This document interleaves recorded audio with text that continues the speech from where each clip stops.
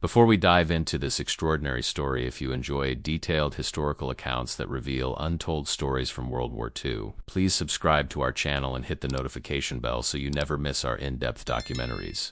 In the spring of 1944, the Luftwaffe faced a growing nightmare over German skies.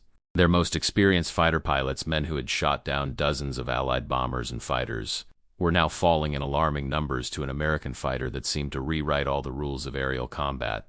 When a P-51D Mustang made an emergency landing nearly intact on German soil in March 1944, the Luftwaffe finally received the opportunity to understand what their pilots were truly fighting against up there. What German test pilots and engineers discovered during the thorough evaluation of this captured machine shattered their confidence to its core and revealed a technological superiority that no amount of pilot skill or tactical innovation could overcome. This is the story of how German experts flew the P-51 Mustang, how each test phase revealed another devastating truth, how they finally had to understand why their beloved Bf-109s were being shot down at a ratio of 5-1. It's a narrative about technical superiority, desperate attempts to find weaknesses, and the brutal realization that Germany's fighter force was fighting an opponent superior in every measurable category. Before we dive into this extraordinary story, if you enjoy detailed historical accounts that reveal untold stories from World War II, please subscribe to our channel and hit the notification bell so you never miss our in-depth documentaries.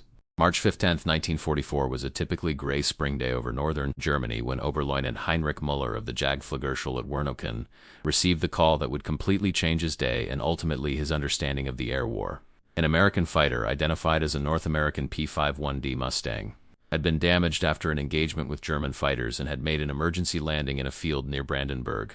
What was extraordinary about this incident was that the aircraft had remained largely intact, the American pilot had been taken prisoner, and the aircraft appeared to be flyable after minor repairs.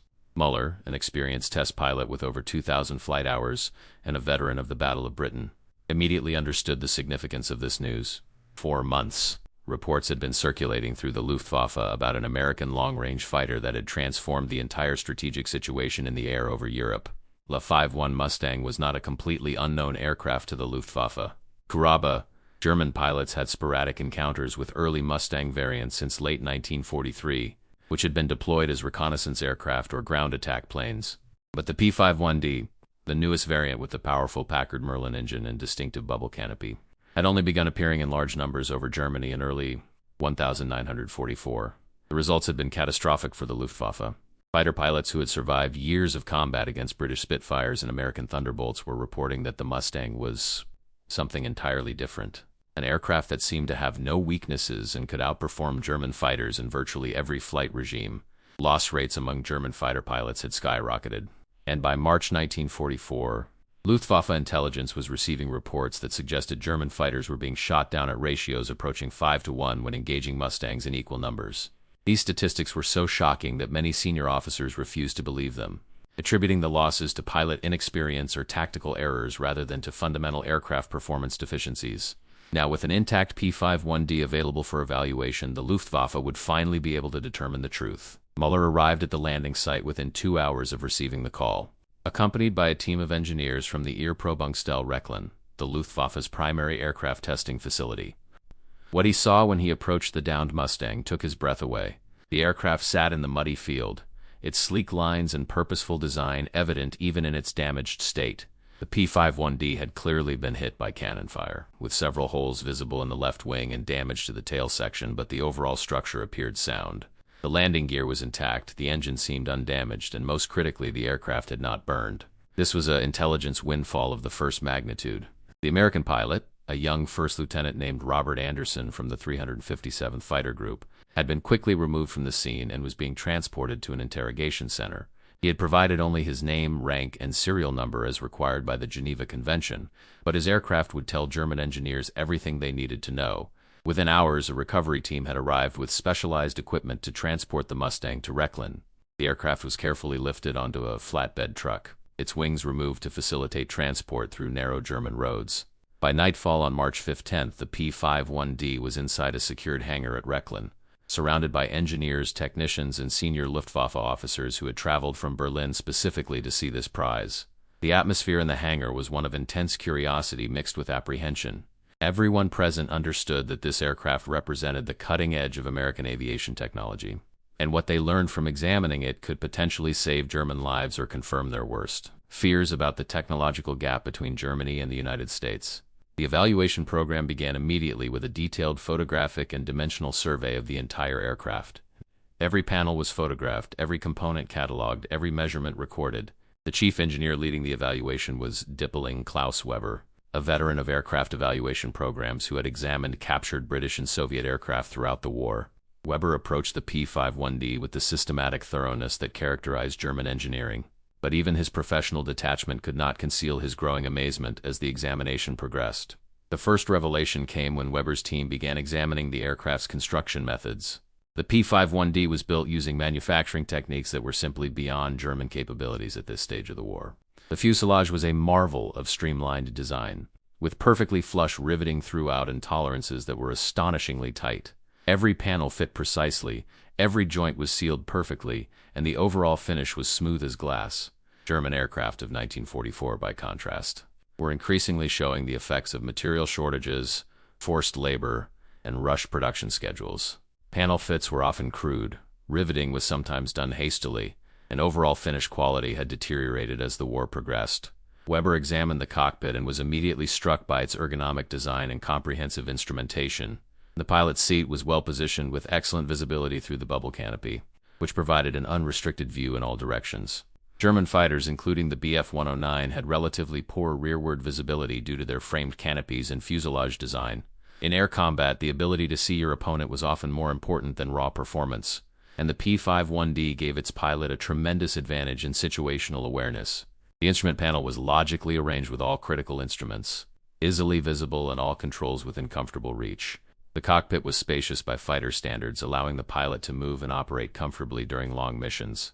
Bf-109 pilots often complained about the cramped cockpit of their aircraft, which became increasingly uncomfortable during the extended missions that had become necessary as the war turned against Germany. The P-51D's cockpit included features that seemed almost luxurious to German observers, including an effective heating system, excellent soundproofing, and a level of attention to pilot comfort that German designers rarely prioritized. But it was the aircraft's fuel system that provided the first truly shocking revelation. The P-51D carried fuel in multiple internal tanks, including a fuselage tank behind the pilot, and had provision for 2 external drop tanks that could extend its range dramatically. Weber's team calculated the total fuel capacity and were stunned by the numbers. With internal fuel alone, the P-51D had a combat radius of approximately 400 miles. With external drop tanks, which could be jettisoned when empty or when entering combat, the range extended to over 800 miles. This meant that P-51D fighters based in England could escort American bombers all the way to targets deep inside Germany, engage in combat with defending fighters, and still have sufficient fuel to return to England. No German fighter possessed anything close to this range capability. The Bf-109G, the standard Luftwaffe fighter in 1944, had a combat radius of barely 200 miles with internal fuel.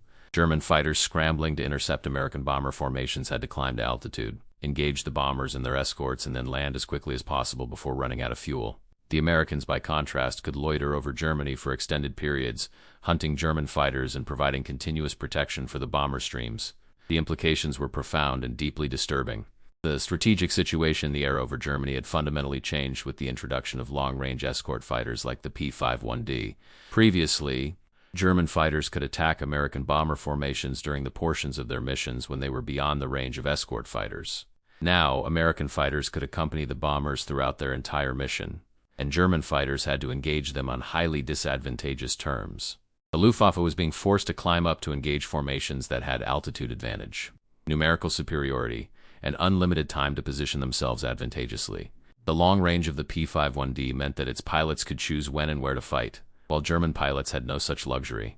After the initial examination was completed, Muller's team began the work of repairing the battle damage and preparing the P-51D for flight testing.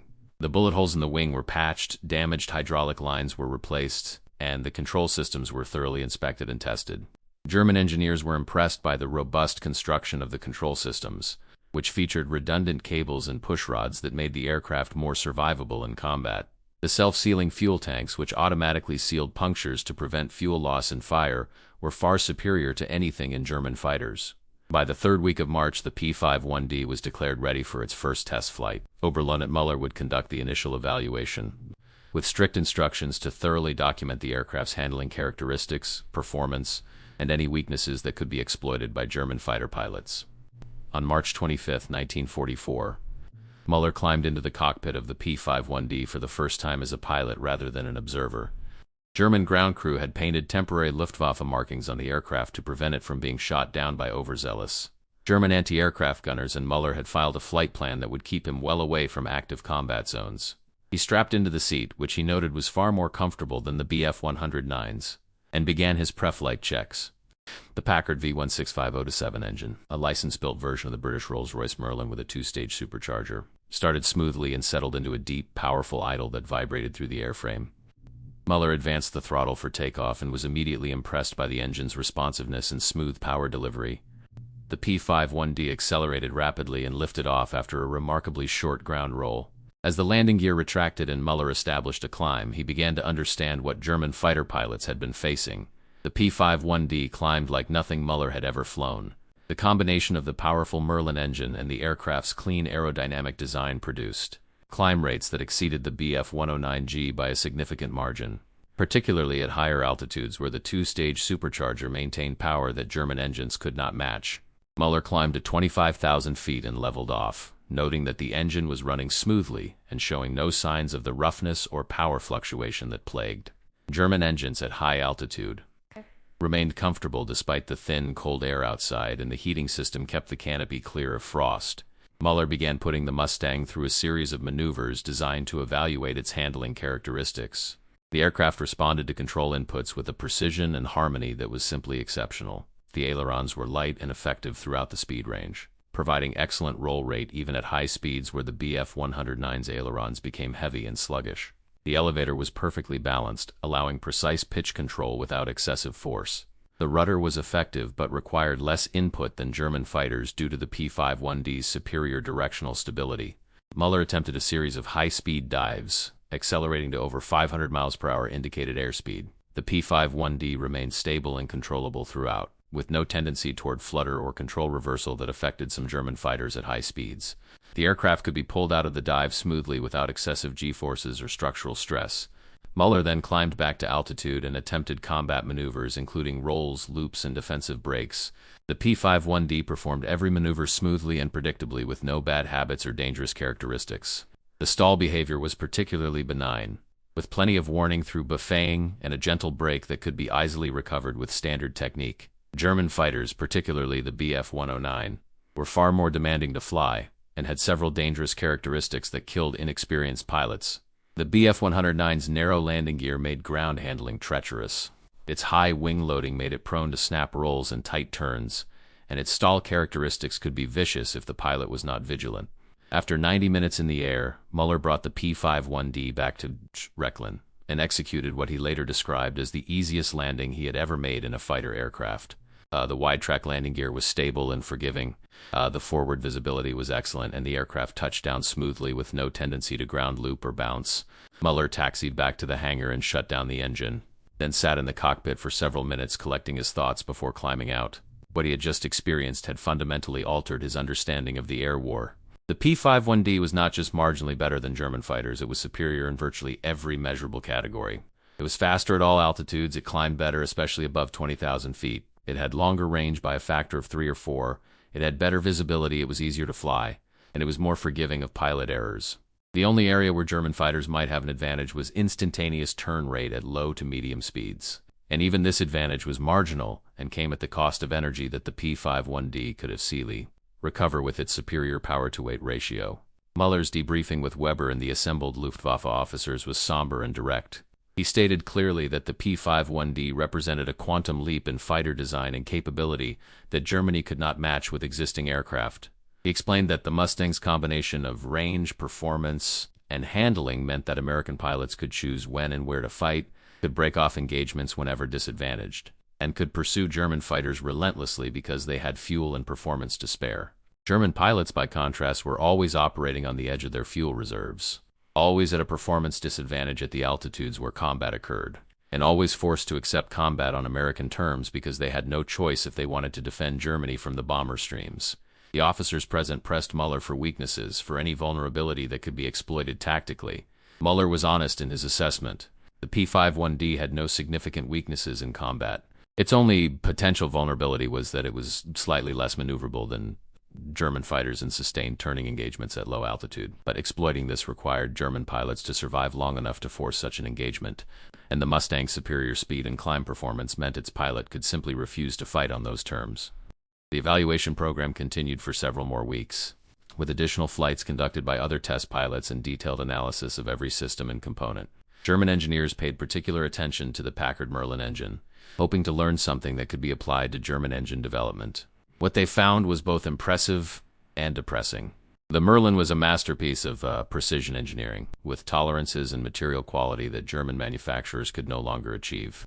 The two-stage supercharger was particularly sophisticated, using an intercooler system to reduce the temperature of compressed air before it entered the engine, which allowed higher boost pressures without detonation.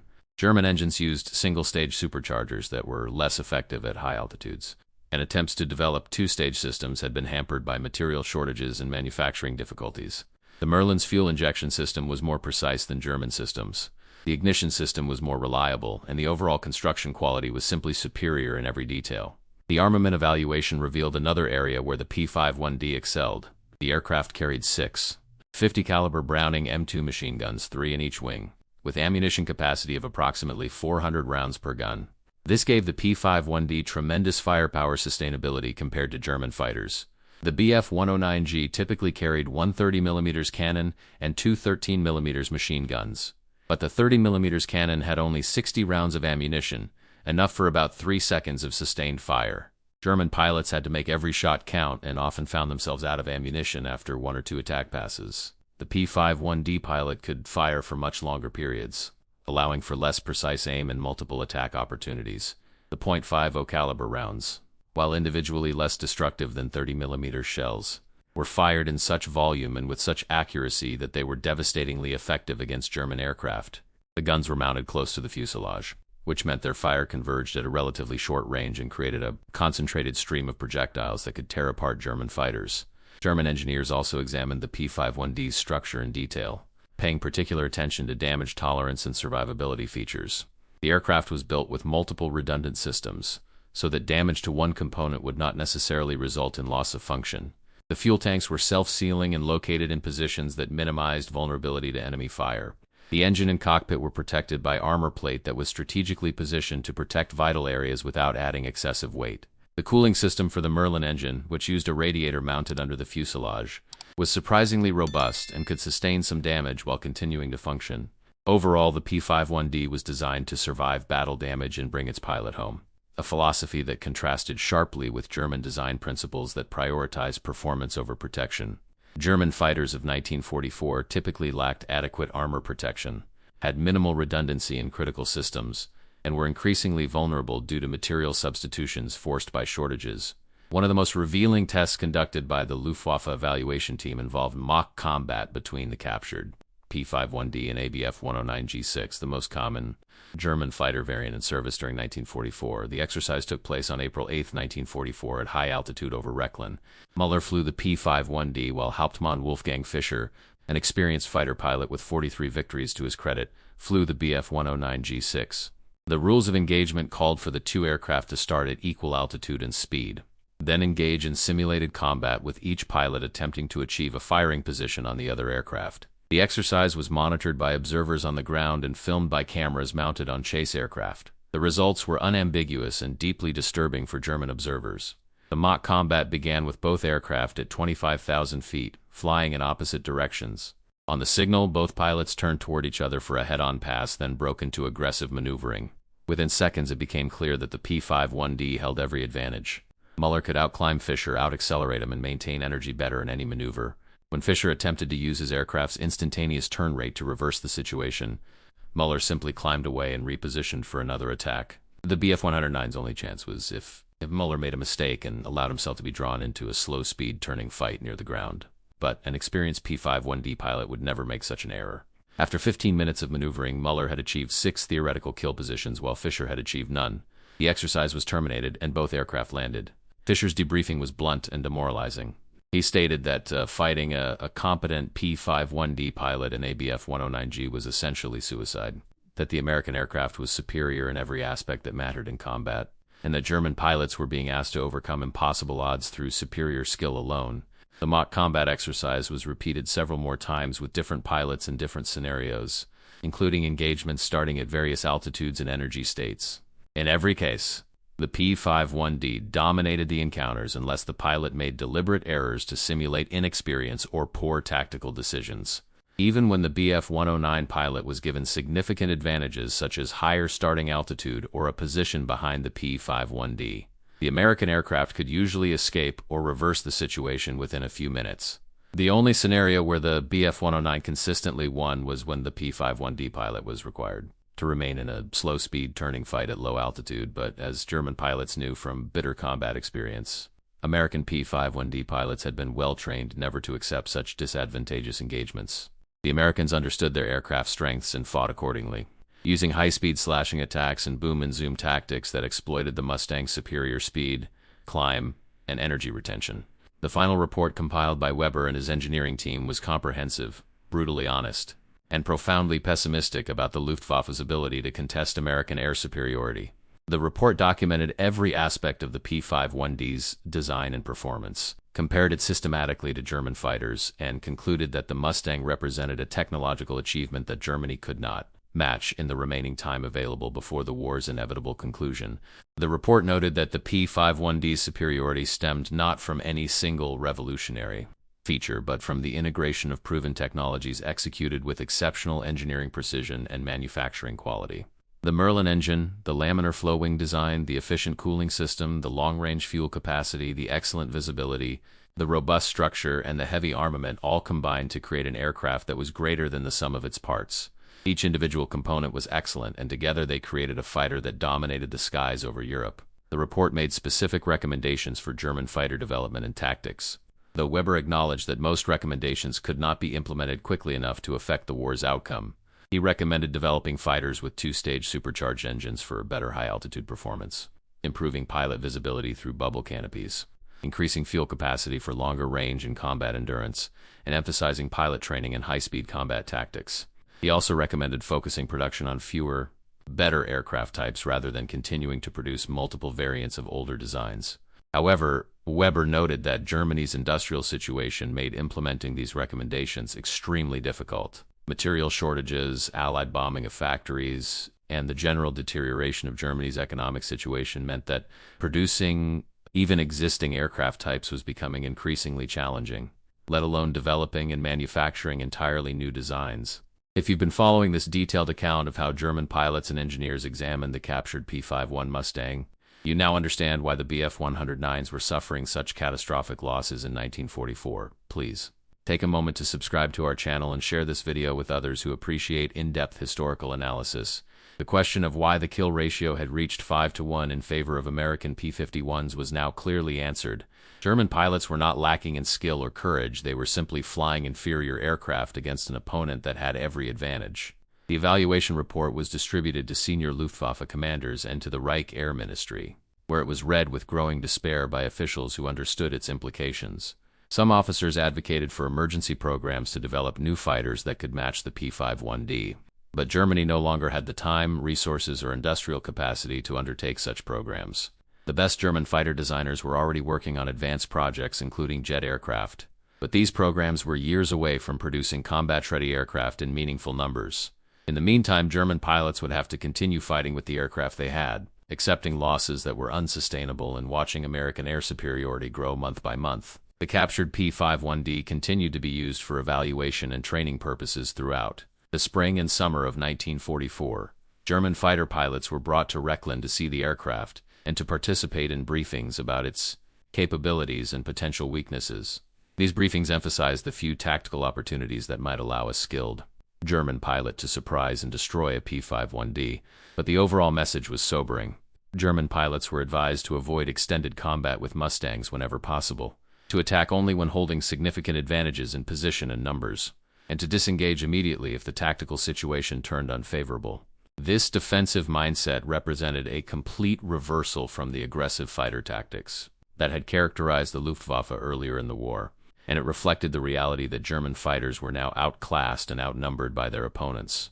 One of the German pilots who flew the captured P-51D during the evaluation program was Lieutenant Hans-Joachim Marseilles, former wingman, Oberfeldwebel Rainer Peitschen, an experienced fighter pilot who had survived years of combat in North Africa and over Germany. Peitschen later wrote in his personal diary about the experience of flying the Mustang, describing it as both exhilarating and profoundly depressing.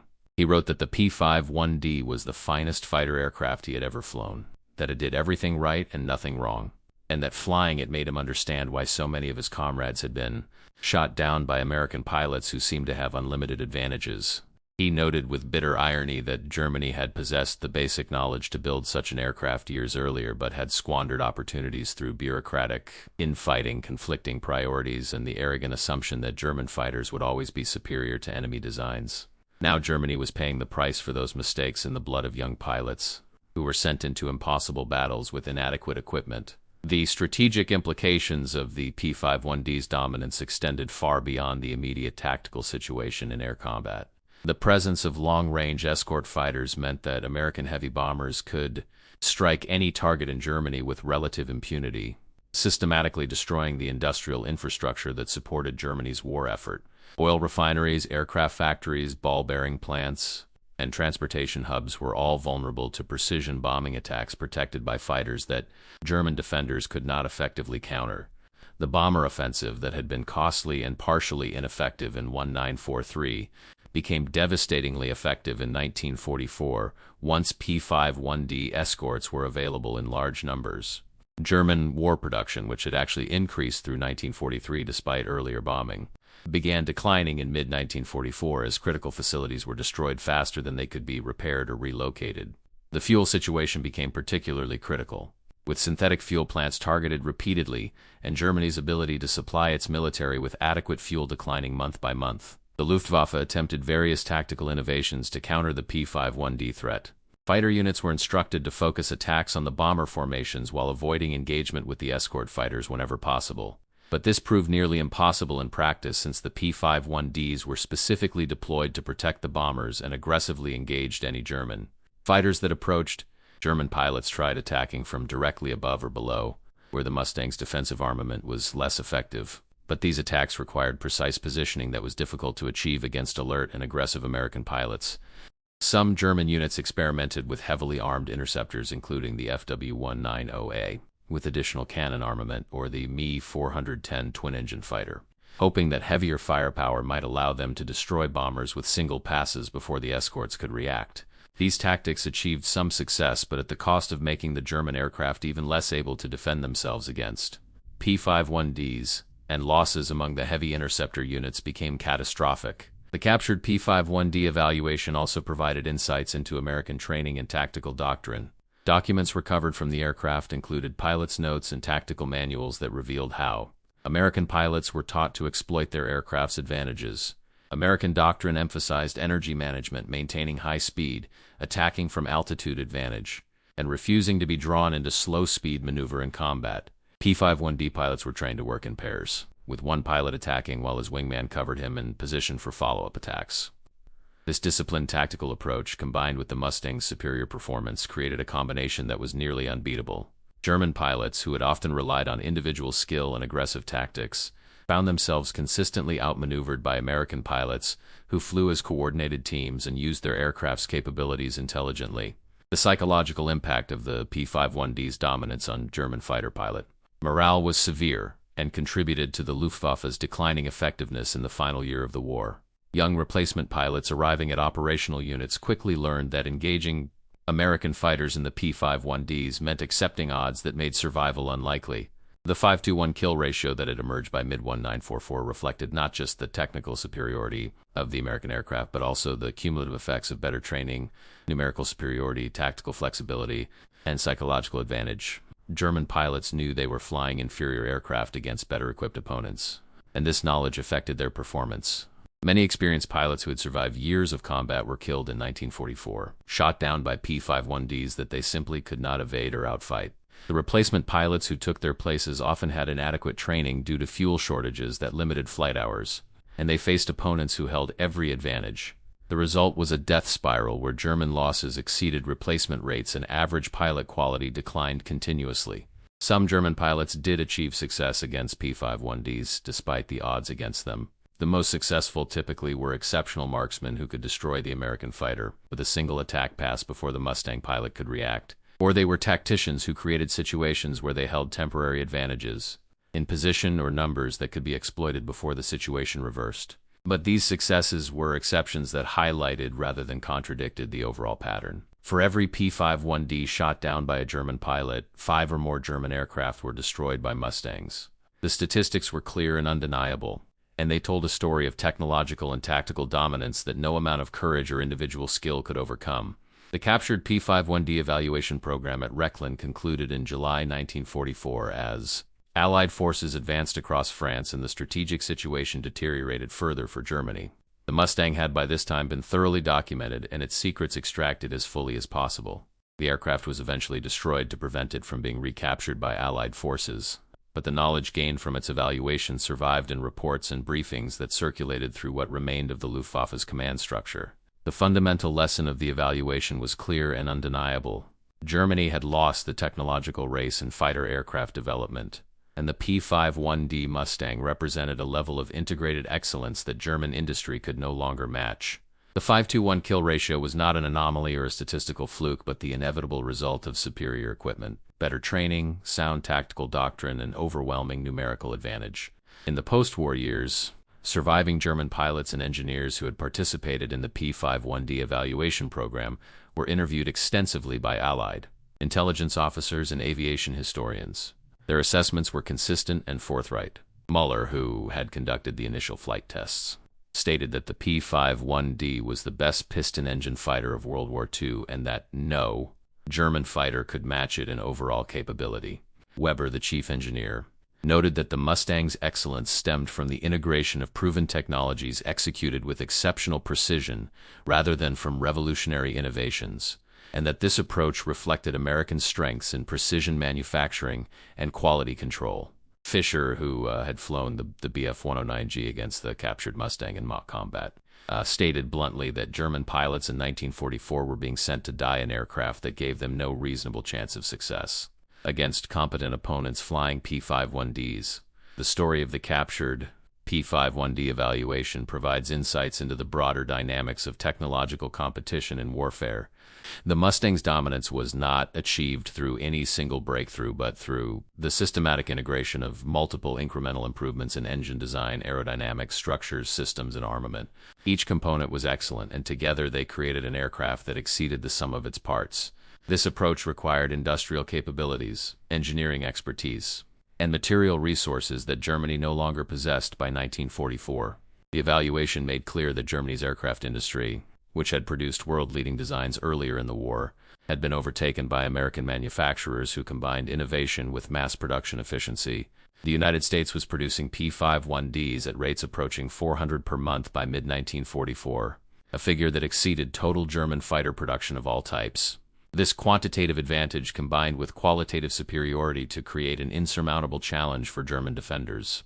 The legacy of the P-51D Mustang extends far beyond its World War II combat record. The aircraft demonstrated principles of fighter design that influenced post-war development, including the importance of long-range, high-altitude performance, excellent visibility, robust construction, and pilot-friendly handling characteristics. Many of these principles were incorporated into early jet fighters and continue to influence combat aircraft design today. The Mustang also demonstrated the strategic importance of air superiority and the devastating effects of systematic bombing campaigns protected by capable escort fighters. The lessons learned from the air war over Europe in 1944 and 1945 shaped Air Force doctrine for decades and influenced how nations approached the development and deployment of air power. For the German pilots who faced P-51Ds in combat during 1944 and early 1945, the experience was a harsh lesson in the consequences of technological inferiority. Many did not survive to see the war's end, shot down by an opponent they could not effectively engage. Those who survived carried with them the knowledge that they had been asked to accomplish the impossible, to defend Germany against an enemy that held every advantage. The evaluation of the captured P-51D had confirmed what these pilots had learned. Through bitter experience in the skies over Germany, they were fighting a losing battle against superior equipment, and no amount of skill or determination could change that fundamental reality. As we conclude this detailed examination of how German pilots examined the captured P-51 Mustang and came to understand why Bf-109s were being shot down at 5-to-1 ratios, several themes emerge that resonate beyond the specific historical context. First, technological superiority in warfare provides advantages that cannot be easily overcome through tactics or courage alone. Second, industrial capacity and engineering excellence are as important as battlefield innovation in determining military outcomes. Third, honest assessment of enemy capabilities, however discouraging, is essential for realistic planning and resource allocation. Finally, the human cost of technological inferiority falls on the pilots and crews who must fight with inadequate equipment against superior opponents. The P-51D Mustang earned its place in aviation history as one of the finest fighter aircraft ever built, an assessment that was confirmed by the very enemy pilots who faced it in combat and by the German engineers who examined it in detail. Their honest evaluations, documented in reports and interviews, provide a unique perspective on the aircraft's capabilities and the impact it had on the air war over Europe. Thank you for watching this comprehensive account of how a captured American fighter revealed uncomfortable truths and confirmed the technological gap that had emerged between Germany and the United States by 1944. If you found this detailed historical analysis valuable, please subscribe to our channel for more in-depth documentaries exploring the untold stories and technical realities of World War II. Share this video with others who appreciate thorough historical investigation, and leave your thoughts in the comments below. Your engagement helps us continue producing these detailed explorations of aviation history and the lessons they contain. Until next time, this is the story of how examination of captured technology revealed the harsh reality of technological competition in modern warfare, and how the P-51 Mustang became the fighter that dominated the skies over Europe in the final years of World War II.